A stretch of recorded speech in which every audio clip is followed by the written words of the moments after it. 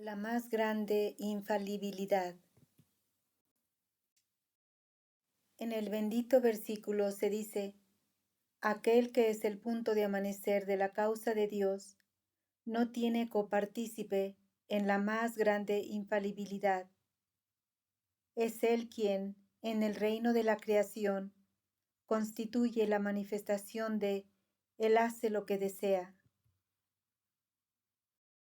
Dios ha reservado esta distinción para su propio ser, y ha ordenado que nadie tenga parte de una estación tan sublime y trascendente. Has de saber que la infalibilidad es de dos clases: infalibilidad en esencia e infalibilidad como atributo.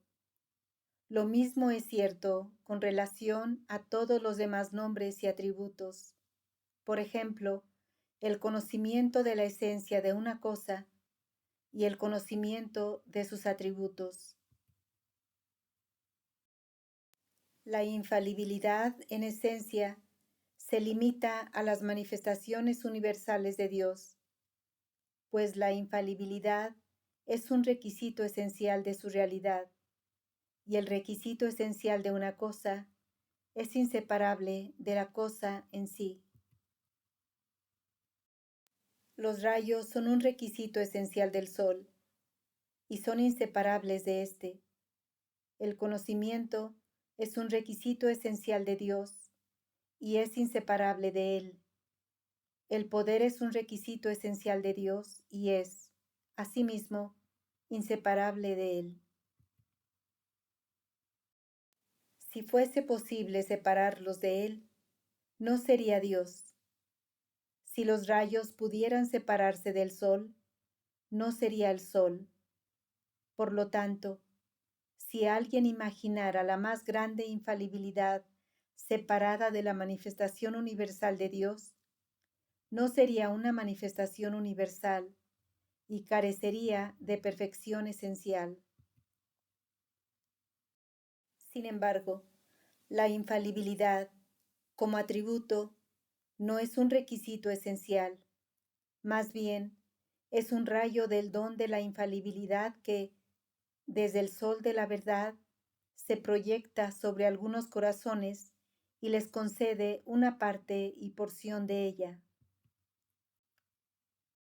Si bien estas almas no son infalibles en esencia, aún así están bajo el cuidado, la protección y la guía inequívoca de Dios, es decir, Dios las guarda del error. Así, ha habido muchas almas santas que no eran en sí las auroras de la más grande infalibilidad, pero que, sin embargo, han estado protegidas y guardadas del error a la sombra del cuidado y la protección de Dios, pues eran los canales de gracia divina entre Dios y los seres humanos, y si Dios no los hubiese resguardado contra el error, habrían llevado a los fieles a caer igualmente en el error, lo cual habría socavado por completo los cimientos de la religión de Dios y habría sido impropio e indigno de su exaltada realidad. En resumen, la infalibilidad esencial se limita a las manifestaciones universales de Dios, y la infalibilidad como atributo es conferida a algunas almas santas. Por ejemplo, si la Casa Universal de Justicia se establece bajo las condiciones requeridas, es decir, es elegida por toda la comunidad, estará bajo la protección y la guía inequívoca de Dios. Si esa Casa de Justicia resuelve, ya sea unánimemente o por mayoría, sobre una materia no consignada explícitamente en el libro, esa decisión y disposición estará protegida contra el error. Ahora bien, los miembros de la Casa de Justicia no son en esencia infalibles como personas. pero la institución de la Casa de Justicia se halla bajo la protección y la guía inequívoca de Dios. Esto se llama infalibilidad conferida. En breve, Baha'u'lláh dice que aquel que es el punto de amanecer de la causa de Dios es la manifestación de Él hace lo que desea, que esta posición está reservada para ese ser santificado y que otros no participan de esta perfección esencial. Es decir, dado que se ha establecido la infalibilidad esencial de las manifestaciones universales de Dios, todo cuanto proceda de ellas es idéntico a la verdad y conforme con la realidad. Antes bien, debe demostrar absoluta sumisión a este respecto, ya que la manifestación de Dios actúa con sabiduría consumada, y las mentes humanas pueden ser incapaces de concebir la sabiduría oculta de algunos asuntos. Por lo tanto, cualquier cosa que diga o haga la manifestación de Dios es la esencia misma de la sabiduría y es conforme a la realidad. Ahora bien, si algunas almas no logran comprender los misterios que están ocultos en determinado mandamiento o acción del verdadero, no deberían poner objeciones, ya que la manifestación universal de Dios hace lo que desea. ¿Cuántas veces ha ocurrido que una persona sabia, competente y sagaz ha seguido cierta línea de acción, y aquellos que eran incapaces de captar su sabiduría han puesto objeciones y cuestionado por qué ha dicho o hecho tal cosa? Estas objeciones están provocadas por la ignorancia, y la sabiduría de ese sabio está libre y por encima de error.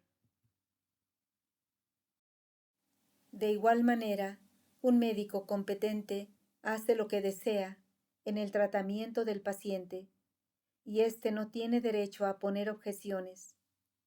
Todo cuanto diga o haga el médico es bueno y válido, y todos deben considerarlo la personificación de Él hace lo que desea y ordena lo que le place.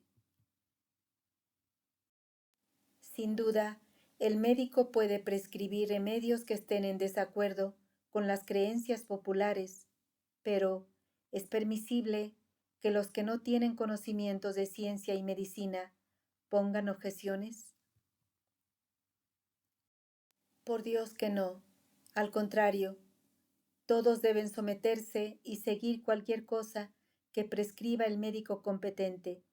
Así, el médico competente hace lo que desea y los pacientes no participan de esta posición. Primero, debe comprobarse la competencia del médico, y una vez que se haya hecho esto, él hace lo que desea. Asimismo, un general sin rival en el arte de la guerra hace lo que desea, en todo lo que diga u ordene.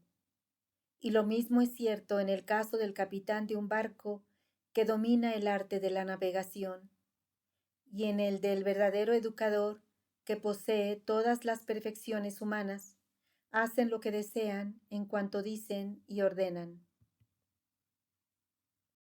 En resumen, el sentido de Él hace lo que desea es que, si la manifestación de Dios emite una orden, pone en vigor una ley o ejecuta una acción cuya sabiduría no pueden entender sus seguidores, ni por un momento debieran éstos pensar en cuestionar sus palabras o acciones.